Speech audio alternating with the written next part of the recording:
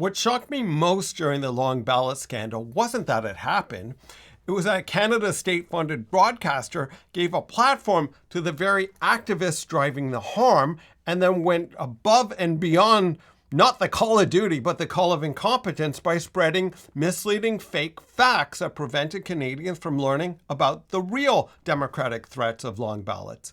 In this section, we'll unpack the most widespread false belief about long ballots, a belief that was amplified by Canada's state-funded media.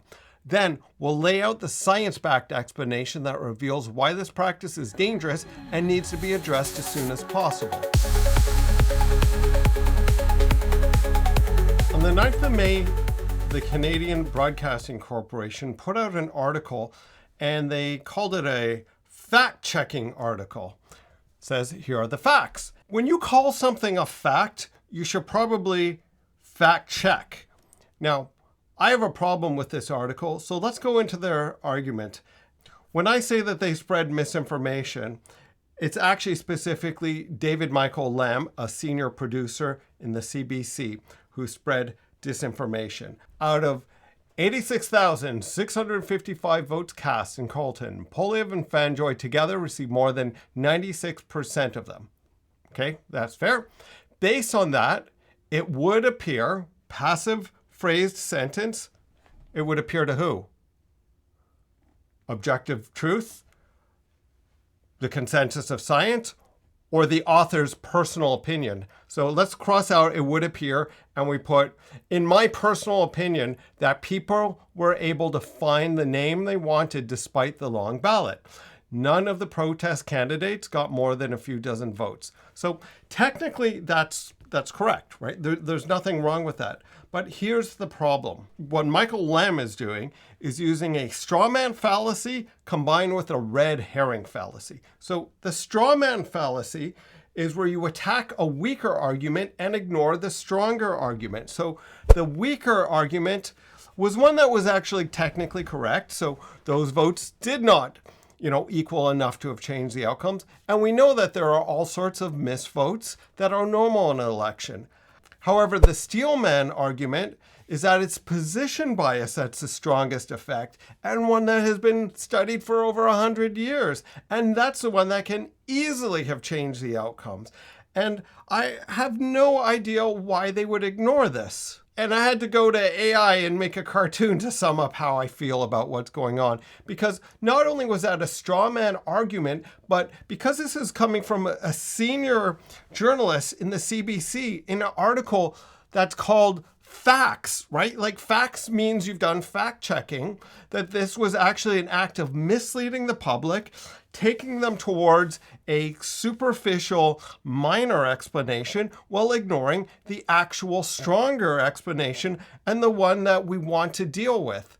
By spreading disinformation, they've done a major disservice to the Canadian people. Unfortunately, Canada and most journalists around the world are not under any obligation to fix their false information. So if they get a lot of clicks and headlines from putting out disinformation and they mess up and they put out false information, they're almost never under any obligation to spend as much marketing effort to correct the disinformation. I believe that there needs to be policies around journalistic integrity, whereas if a journalist puts out disinformation, either through negligence or something worse, that there's an obligation to correct that, even if it means marketing more intensely, because often once false information gets out, it can have much more traction than the actual technical true details. The goal of designing fair ballots is to minimize all forms of bias so that elections reflect voters' authentic political intentions as accurately as reasonably possible.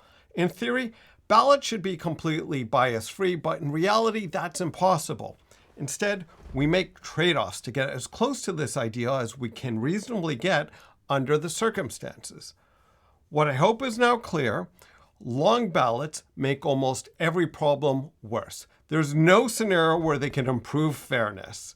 Now, to be fair, some ballots are long for legitimate reasons, like when there are genuinely many candidates. But with candidate stuffing, they become fraudulently long, introducing harm into the system for reasons that have nothing to do with electing people to public office. Perhaps the most alarming finding from my research is this. It's the combination of alphabetical ordering and long ballots that create the problems. If the real issue isn't just long ballots, but it's the lethal combination, then we need to consider addressing both of these problems together. The first problem is long ballots. There are already major conversations happening online about policy solutions. I've outlined several in the paper, and I'm not going to say anything more in this video. The second problem is alphabetical ordering.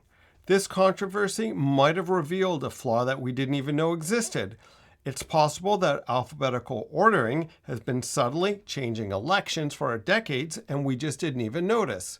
So I have a hypothesis that we could use to potentially test this, and it's that if all our historical elections do have rank order bias in them, then we should be able to look at many of the elections that were won by, say, 1% or 0.5% or just a few votes. And I suspect that the majority of the people who won those will be the person in the better position. This is a hypothesis, and I'm still waiting to hear back from Elections Canada because, unfortunately, the data they have available doesn't make it clear what's the last name of a candidate. And this is a public request for data, so I see no reason why they won't provide this to me. And if I get the data, I will report back on what I find, and I truly hope that I'm wrong.